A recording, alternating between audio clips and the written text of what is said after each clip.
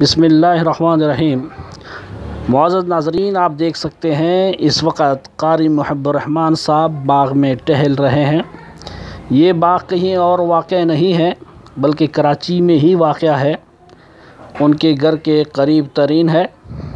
उनके हमरा आप देख सकते हैं कि मोहम्मद तलहा और मोहम्मद हबान भी मौजूद हैं। इस बाग़ में मुख्तलिफ़ फलों के दरख्त लगे हुए हैं, किस्म किस्म के दरख्त हैं।